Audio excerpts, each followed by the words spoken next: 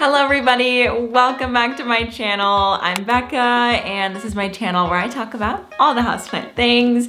And I'm so excited because this is actually the last video that I'm filming of 2022. And you know, it might actually be the first video I'm posting in 2023. So happy New Year. I hope that you had a really wonderful and safe New Year's Eve. So I'm really excited today because I'm doing something called Houseplant Superlatives. So if you went to public high school or high school in general, you probably had yearbooks, and in those yearbooks there was like certain superlatives that you could vote for your students on, like most likely to succeed, class clown, best hair, things like that. So let's get started with the first category, which is the fastest grower of the year, and that is my Philodendron Splendid. So the Philodendron Splendid is a hybrid of the Philodendron Melanochrysum and the Varicosum. Both plants that I have had bad luck with, and then the cross with the Splendid I've had wonderful luck with, and I really enjoyed having it. But I noticed that as it was getting bigger, it just became a little bit stringy and lanky, and the leaves were very small. So this year I decided to chop it up and put it on a plank, and that is really where I saw some massive transformations happening. It was actually insane. I put it on the tallest plank that I could find. It's just like a piece of wood that I found in my garage.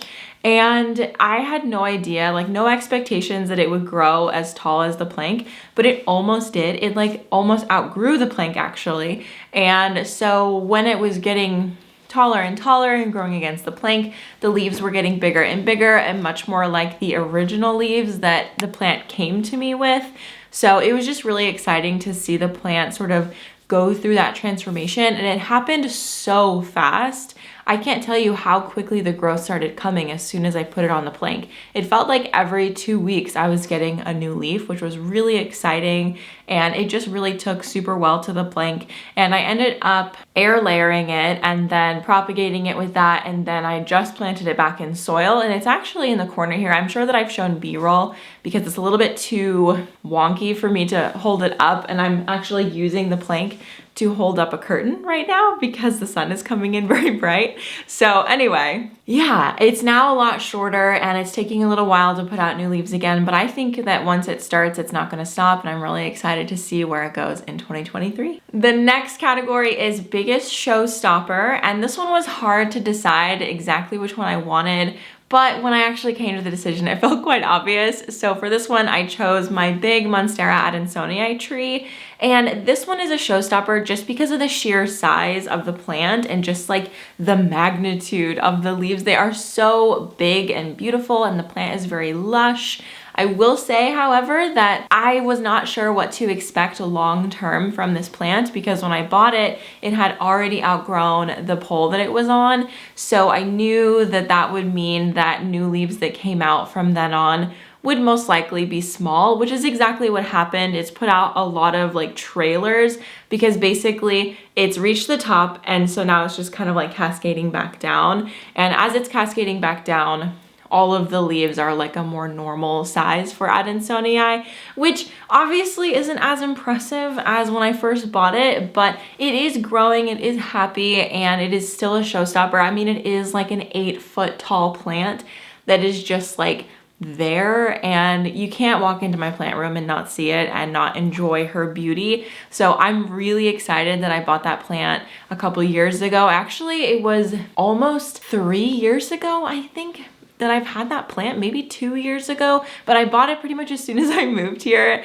It was on sale at a local nursery here, and I had actually seen it the summer before when I visited to come by my house, and I went out plant shopping because I was curious to see what would be here, and I saw it and I thought it was amazing. And then, you know, a couple months later it was on sale for the end of the year like clean out greenhouse sale, and I got it for half off, which is a really great deal. And I've just really enjoyed watching it grow and change, and it has like forced me to find solutions to water it and keep it happy. And I like plants that challenge me in a lot of different ways. It has taught me a lot about growing plants on poles and things like that. So I've quite enjoyed having that one around. Okay, the next category is most likely to succeed in 2023, which I feel is a very important spot to fill. So this is my Philodendron Glorious, and it is just a very beautiful plant.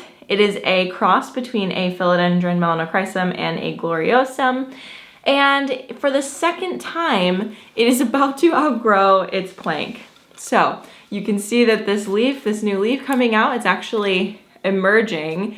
It's at the top of this plank. And I'm just so amazed that this plant is growing as good as it is.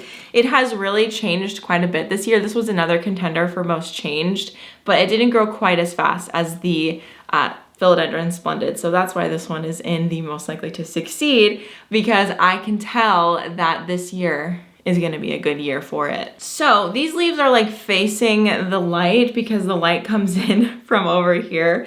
So if I just turn it, you can see these two really lovely leaves that have grown in, and I'm hoping that this new leaf will be maybe a little bit bigger than this one. This one's a slightly smaller size than the bottom one here, but either way, I'm really excited to see what happens with this one. I will be needing to change out the plank pretty soon, and it still hasn't even attached, but the plank is just giving it some really awesome support. And that has been enough for it to grow these really big, beautiful leaves, because if you need a reminder for where we started, that is what I got when I first got this plant. This was gifted to me by one of my plant friends online. That is what we were working with at the beginning of the year, which is just insane. Like, it has gotten so big, it's changed so much, and I might even consider propagating this one. I'm not quite sure, we'll just have to see, but these bottom leaves aren't very impressive, but then you get up to like that point and it's like, ooh, she's really cool. And I like this one because I really enjoy the Philodendron Gloriosum, but I don't love that it's a crawler, so it's kind of cool that this one kind of takes on that same look. But it's a climber. I really love climbers, and yeah, I'm excited to see the potential that this one holds for next year. The next category is biggest drama queen, and I think that we can all kind of guess which one that's going to be, but it's going to be my Fittonia. She's actually passed away, unfortunately. RIP my Fittonia. I told the story of how it happened in my plant funeral video, the video that I posted right before this, so if you want to hear the story, you can head over there. But Fittonia are just known for being very dramatic and letting you know when they're very thirsty, which is one of the things that I love most about them. Like, that really is the thing that I love about that plant. Fittonia really taught me how to water plants, how to like listen for their cues, and you know, sometimes they die and it's really sad. But it's one of those plants that I'm going to continue buying like repeatedly. There aren't a lot of plants that I will kill over and over again and keep rebuying. Actually, I think that's probably the only plant where I would do that, but just because it is one of those plants that's like a flight risk at any moment. Honestly, I've been caring for them for years, almost since the very beginning. Actually, yes, since the very beginning I've had a Fittonia, and I've probably gone through like 4 or 5 of them, I would say. So this loss really hurt, but at the end of the day, let's just add it to the pile and let's go find another one, you know? It's a replaceable plant, and she is very dramatic, but she's very beautiful, and she has earned a place in my home forever. Hi. Okay. We had a day, scene, and outfit change because my hair was like driving me nuts, and it still doesn't look great, but I just find that when I'm having a bad hair day and I try to film, it really distracts me so much, which is annoying, but hey, that is the truth of what happened. So we're just gonna pick up right here and keep going. So the next superlative that I want to talk about is the plant that was most changed in 2023, and that would be my Syngonium that I actually got many years ago in 2019 from Hoya Collective.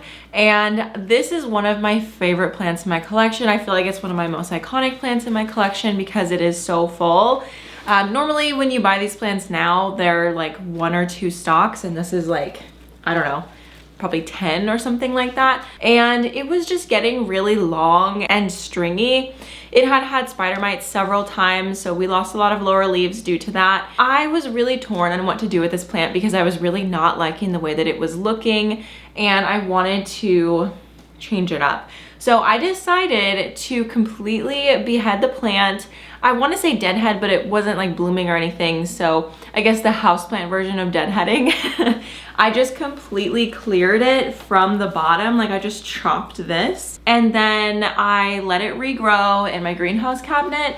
And throughout the year, I updated on its new growth and everything like that. And also the pieces that I cut off, I propagated in water because I propagated Syngonium in water a lot of times. And it was mostly successful, but actually all of the pieces that I water propagated ended up dying, and all of the pieces that just regrew from the base of the plant is what you see here, which I think is pretty insane. Like this is all regrowth. This is all fresh new growth that happened because I beheaded the plant, which I was not expecting to happen.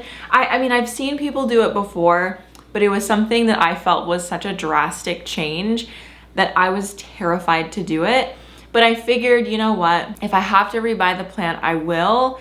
It's not the end of the world because they are a little bit more accessible now, and I didn't like the way that the plant looked in the first place, so I might as well try and change it. And I'm so glad that I did. I mean, it transitioned super well from the cabinet out into my regular environment, and now I probably need to get it like closer to the window because as you can see, it's stretching quite a bit towards the light. So I'm probably gonna move this eventually closer to these south windows over here, but it is just on the back wall over here, stretching for light. But anyway, this plant really had a total transformation and I'm so happy because I know for sure that this is a solid plant that will be in my collection for many years to come. If I ever need to deadhead it again, I feel confident that I could.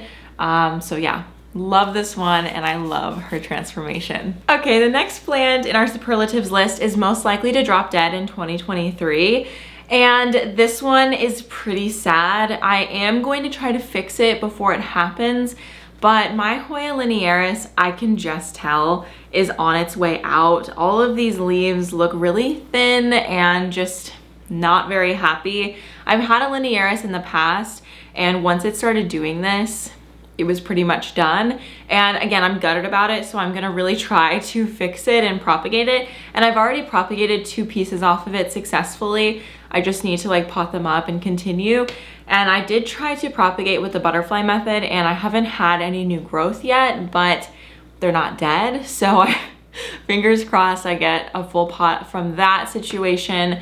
But yeah, so I guess I already have attempted to like save pieces of it so far, but I'm thinking that I might just like chop it like around this area and then just start propagating that, maybe in soil or cocoa peat or something like that. I haven't exactly figured it out. I'm gonna talk with my friends who are like way more Hoya-ish than me because I really like Hoya, but I wouldn't say I'm like as much of a Hoya head as a lot of people out there. Like my friends Adam and Nicole love Hoya a lot, and I feel like I should dabble in Hoya more because they are super easy. For some reason, I'm just an aeroid girl. I like aeroids so much more. But anyway, yeah, it's starting to get woody at the top, which for me in the past, that was always a death sentence for my Linearis. And I am aware that Hoya do get woody at the base of the plant when it is starting to grow and become more mature. I have other Hoya that have done this, but in this case, this is like dry and brittle, and like I could snap this off if I wanted to,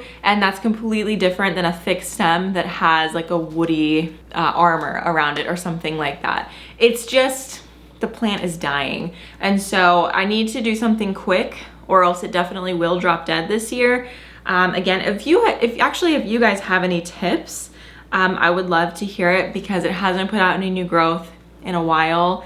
And it looks really beautiful and happy, but I think that's very deceiving because as I'm looking at it up close, there's like several leaves that are just like drying up and dying, and it hasn't put out new growth in a really long time, which to me was the first indication that like something was going wrong. It doesn't have a pest or anything like that, so I might just like chop and prop and start it completely over and hope that I'm able to save as much of the plant as possible because this is a very full, beautiful Linearis. And that's the reason why I loved it so much, was because it was so full. So if you have any tips for me, let me know on this. And I'm gonna consult with some friends too. Okay, the next category for this video is the biggest troublemaker, and that would be my Thematophylum Lindenii. I don't know if I'm saying that first word correctly. In fact, I'm probably not. It's also known as the Caladium Lindenii. That might be what you purchased it under, but it is a trending tropical right now. So if you like this plant, it is becoming more accessible like in big box stores. I actually did see it in a big box store like the other day when I was walking around, so that was really cool. But I ordered this off of Etsy from somebody, and this plant wins biggest troublemaker because I think that this is what gave all of my plants spider mites, because when I had the infamous spider mite outbreak of 2022, where I lost my beautiful Alocasia lauterbachii, I want to say that it started with this plant. I can't be certain, but this plant was just like mangled with spider mites when I found it. So I don't know, I feel like the worst infection is probably where it started. Who knows? But anyway, it is extremely beautiful, and this is an original leaf, I think, but that might be the only original leaf left. Yeah, that's the only original leaf left. So we've put out this leaf in my care and this leaf in my care, and there were others, but it had spider mites and it fell victim to that.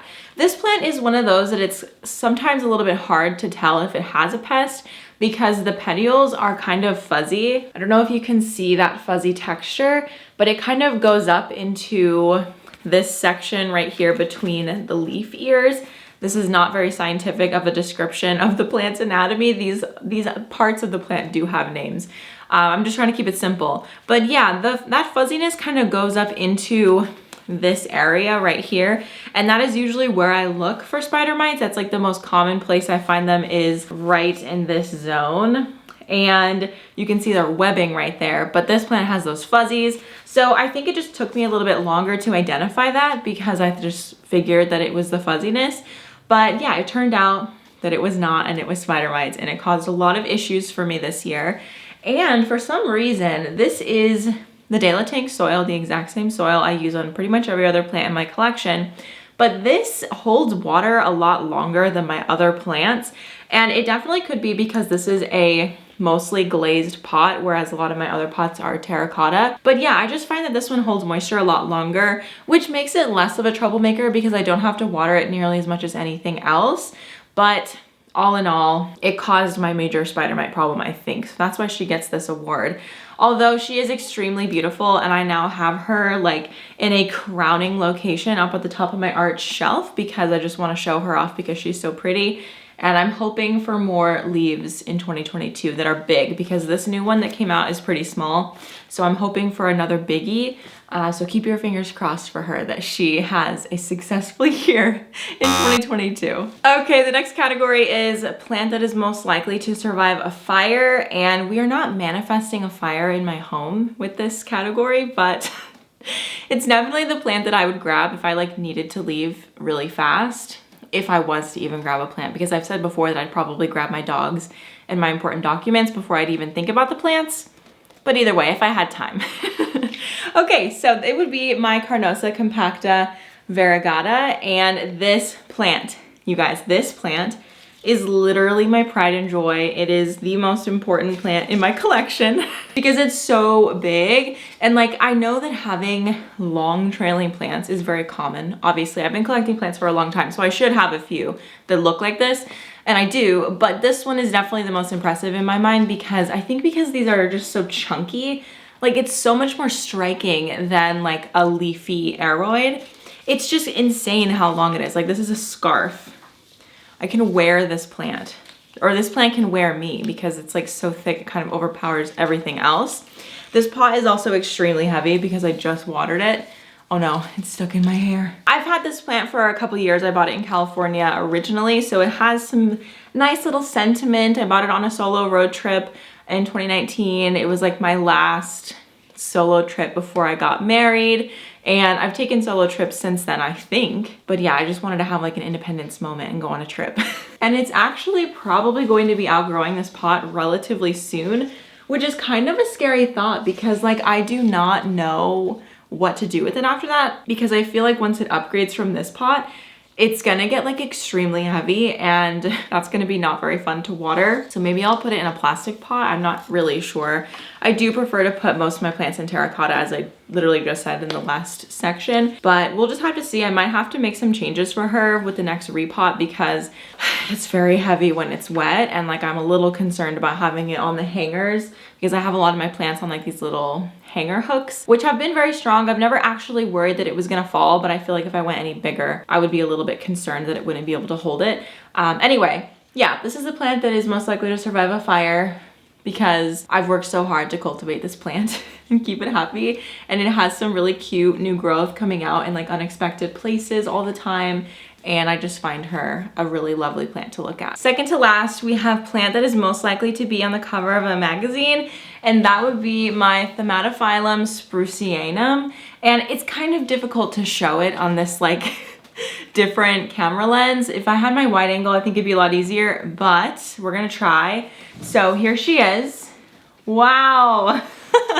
Okay, so the reason why I picked this plant for this category is because I feel like a magazine would want a plant that is like very striking. It gathers the eye. It like makes you look in a lot of places. It's also very glossy and shiny, and I feel like that would look really nice with like a studio set and like flash photography and everything, or even just like natural light photography. I mean, you can see that it's very glossy just in my natural light. Thematophylum is one of those really underrated genuses, I think. It was recently, or maybe not so recently, separated from philodendron, so it's kind of like a whole thing in its own now, and it's really interesting to see all of the plants under that category. Again, it's definitely one that I would like to explore more this year because I love the big impact leaves. To me, it has a very similar impact to the Monstera deliciosa because the leaves are just so big and interesting. Like all of these are individual leaves, yeah, but they're a part of a greater leaf. And I just think that's really cool. It just is, it's a lot to look at. And it really reminds me of something that would be in a tropical botanical garden or something like that, because again, it's just so big and large scale and unique. And it reminds me of like ginger plants and things like that. And like a spiral ginger is a very common plant to see in botanical gardens. And it just really reminds me of that. So yeah, this one is definitely one of my favorite plant purchases of the year. I'm so happy that I have it. It's just so unique and fun, and I love these big striking leaves. And I have it potted in this really nice clay pot, and I currently have all of the leaves like strung up together, but if I didn't have it like that, they would all like lay out like a little bit more horizontal, which is very similar to a Monstera deliciosa. Like unless you prop it up or something, they are gonna just like grow out and like be tall ground cover until they find something to climb. Now, I don't think this one is a climber necessarily, so it's not exactly the same as a Monstera deliciosa, but it kind of reminds me of it. Not really for any aesthetic reasons besides like the general vibe. I think is very similar. So if you like Monstera deliciosa and you want something kind of like that, but different, definitely check out the Thematophylum sprucianum. Okay, friends, we are ending it off with my plant with the most children, and that would be just in general my spider plants, but I have this one modeling for me today because my other one is really thirsty and getting watered in the sink. So this is a curly spider plant, and I just want to, if you know what, if I can do anything in this video this year in general, it's to influence you to get spider plants because they are so cool and pretty and low maintenance, and they do fun stuff like this. Like I literally just bought this plant, I don't know, not even a year ago, and it is already putting off 1, 2, 3, 4, 5, 6, 7, 8 spiderettes, possibly more. Like this lady is expecting. And I just love it so much. I especially love the curly variety because it's just so unique. And honestly, it looks so unique. The regular green spider plant, I understand why that one's not as exciting because it kind of just looks like grass, but this one is truly very exciting. And I think anybody who likes unique houseplants would really enjoy this. And honestly, mostly just because it's literally so easy. I have never, ever, ever stressed about a spider plant. There have been times where I've stressed about a pothos, but I've never stressed about a spider plant, like literally ever. So if you are looking for something that is just like mega easy and you can share it, like if you have friends always come into your house like asking for cuttings, or you have plant friends who are like interested in collecting plants and you want to give them your plants, but you have, I don't know, like maybe harder varieties of plants that you don't think would be great for a beginner, just get a spider plant, because it's literally a plant beginner farm. Because if I wanted to at any point, I could just cut these off and put them in water or soil, and that's a plant I can give my friend. Like I could just like have them lined up, and when a friend comes over and is like, oh, I've always wanted to collect plants, I could just be like, here you go, take this, enjoy it. It's a very fast grower, and it's just one of those plants that will give you that like instant satisfaction and gratification. That's a word, right? Gratification. It sounds kind of funny coming out, but I'm pretty sure that's real. Yeah, it gives you that instant gratification for growing plants, and honestly, they give me a lot of confidence. They also kind of have a special place in my heart because I grew up having spider plants like all over my house. This is the one plant that I do remember my mom having. Apparently we had others, but spider plants is like really the only one I remember, probably because it's like so kooky, and we had a really big one, so it was like you can't miss it. You can't miss it. I'm really excited for what this year holds. It's going to have a lot of really crazy things happening, really good things, and I'm just excited to see what happens this year. So if you enjoyed this video and you're a content creator, or you want to take these like prompts and bring them over to Instagram or TikTok or whatever, do it and tag me, because I would love to see what you have to say about your collection and like what plants fit into each category. I just think it's so fun to categorize and label my plants and think about them in these fun, unique ways. It's a really great way to sort of dive into your collection and the plants that you already have, and sort of like help you to appreciate them and think about them a little bit harder. And I don't know, I really enjoy doing stuff like this because it gets me back in my collection and not necessarily like out in the wish list world. So yeah, anyway, thank you so much for watching this video, and I hope that your year is off to a fantastic start. I'm super excited to keep hanging out with you this year, and I will see you in the next one. Bye.